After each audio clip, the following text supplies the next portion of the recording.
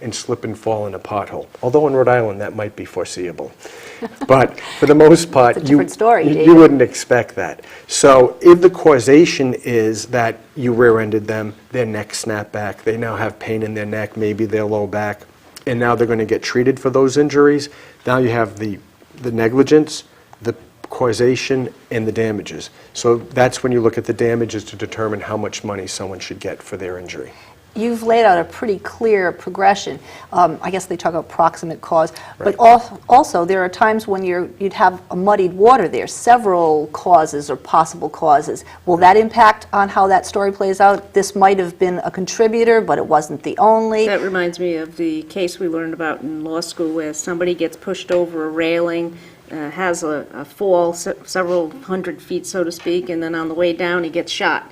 So what caused that person to die? The fall or the gunshot wound? I didn't really want to make it that complicated, but it's interesting. But it's the foreseeability. yes, okay. And also it's the level of proof. I mean, in Jackie's example, you'd have to be able to prove whether he died when he hit the ground Yep. or if he died on the way down from the gunshot. Oh, okay. And so lawyers are responsible for determining how they're going to prove a case in court and what the amount of proof is necessary to do that. The answer to your question is very interesting in this sense. You may have multiple defendants who are responsible for somebody's injury because of different types of negligence. And then it raises a whole nother specter. Are they joint tortfeasors, which is, were they acting in concert in causing your injury? Or as Jackie's example tells us, is one a tortfeasor and the other one was someone who would be considered an intervening or superseding cause that wasn't acting with you or at the same time as you, but came afterwards. There's case law in Rhode Island on that. Krasnoff versus Wilson is a case where a woman was injured, talking about railings and stairways and so forth, when she fell down an area that was being constructed in a stairwell to the bottom, hurt very badly. Then she went to the emergency room, then to the doctors, and they did surgery, and she was hurt even more. So there was both a medical malpractice claim, which is a form of negligence, Yes. and the slip and fall down the stairway. And the Rhode Island case law said that, the Supreme Court, the doctors and the owner of the building were not joint tortfeasors because they weren't acting in concert. They were independent actors, and so they're treated separately. Is that true also, Jackie, in Massachusetts, or does it play out the same You way? have the same standards to prove negligence in Massachusetts. David alluded to the snow and ice slip and fall. There is some case law in Massachusetts that says if you slip and fall on snow and ice, you have to look at if it was a natural accumulation. Did it happen that night versus was there ice there for 3 weeks and the someone landlord left. never came and salted the driveway or parking lot or whatever it is. So you have that one difference in Rhode Island, so Right. In Mass, excuse me. And it's very interesting. If you're an owner of a business in Massachusetts, it snows and you have people coming into work and you don't do anything to treat it the next day, even though you know the people are coming in. Untreated, natural snow and ice accumulation. As I understand the law, and Jackie's the expert in Massachusetts, not me, but what she's describing is you haven't breached a duty. Remember, I said the negligence starts with a breach of a duty by the reasonable person standard. In Rhode Island, I would argue that if you have that same situation, you know people are coming, you have a duty to treat it and make sure it's clear for your employees coming in or business who has the public invited. And that's probably more of a better example because employees, of course, covered by workers' comp. It's a different situation. In Mass, different? As Same. far it's you still have that natural accumulation in theory, but if somebody falls on their way into work, again, you would have that workers' comp. Right. If you're going to file a workers' comp claim, the individual needs to know that you can't sue the employer for both. You can't sue them for personal injury and workers' comp at the same time. They're two separate. There's two separate matters. Right. Interesting twist on workers' comp in that situation. That happens often, not always. But many times, the owner of the building where you're working is a different legal entity than your employer. So you have a third party. A third party. Right, exactly. Which explain what that means.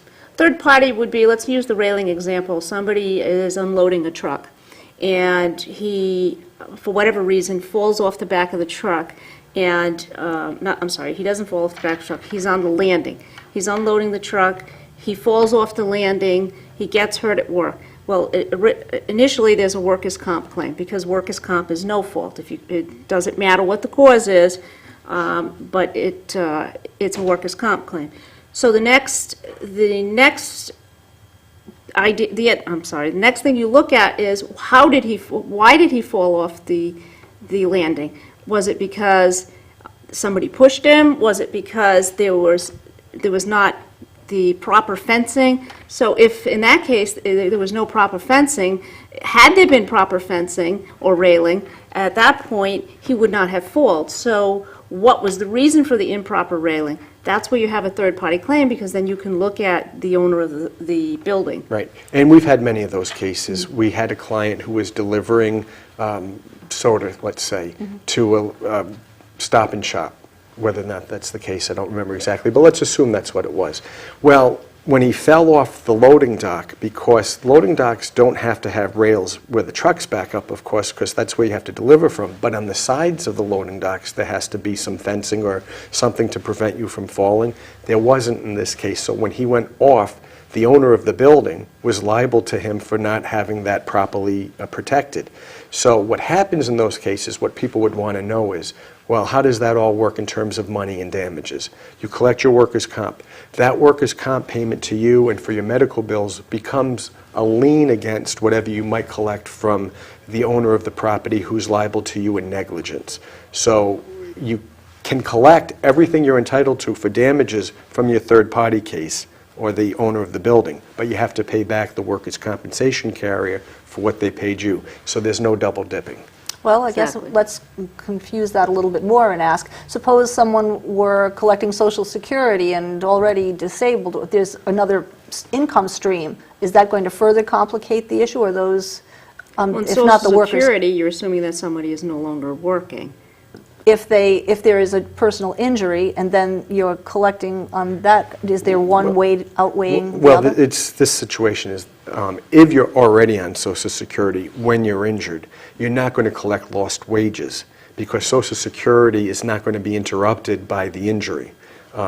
It's replacing your wages. Replacing it. So the damages that you look at, maybe it's a good The point to medical, explain damages, is if someone's injured in an accident in Rhode Island, and it's pretty much the same in Massachusetts with some differences in auto accident. Did we talk about thresholds last time? Yeah, the Massachusetts threshold to file a claim in an auto accident is $2,000, meaning you have to have $2,000 of damages / medical bills. In order to Okay. collect pain and If you suffering. don't, you cannot collect pain and suffering.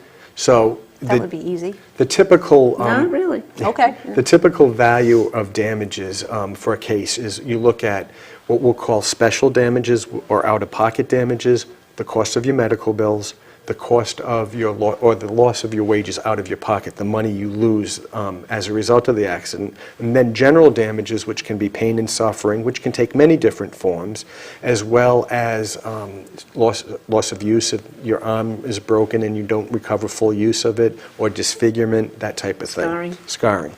So you add all those different factors in determining what your losses are. So to take your example, you would have probably still loss of use if it was an injury to a body part that hadn't been injured before, pain and suffering, medical bills, but you wouldn't have the lost wage component. So that's how it would be impacted by Social Security. It's not a direct impact, it's just that you don't have the lost wages. Although if somebody is collecting disability on a disability policy and not Social Security disability, then my understanding is there is a term in your disability policy that says if you do collect any workers' comp, or if you get a personal injury settlement, you have a duty to reimburse the insurance company. Okay, slightly different situation than was first asked. That is when you go on to that policy as a result of the injury. So you were already working, now you become disabled because of the injury, and you start collecting a disability policy. They're usually entitled to some reimbursement if you collect back, or if it's Social Security,